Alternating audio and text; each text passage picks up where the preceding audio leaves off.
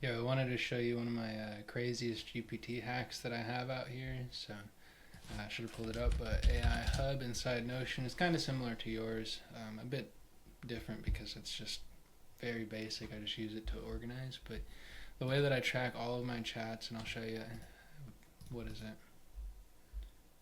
Too many. 600 chats in my ChatGPT sidebar is beautiful.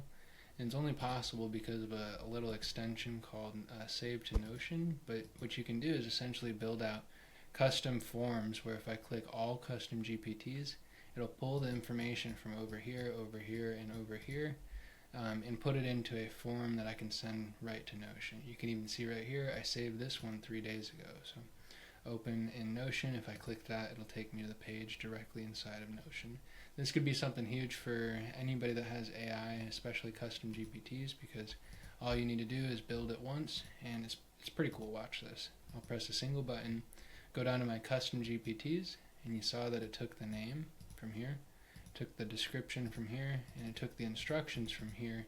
All I need to do is click data analysis because I have that over here, code interpreter, and it'll send it over. If I wanted to, I would say this is for media and content creation right here. So when I click save this page, it's going to create a new page directly inside Notion.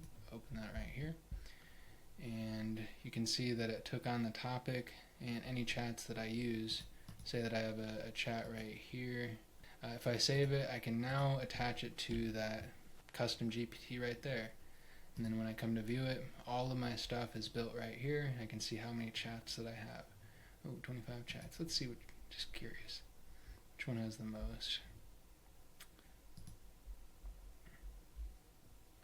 Formulas. There's the most formulas in here. So if I want to go find a formula, I'll just go to that Notion formula and keep on moving.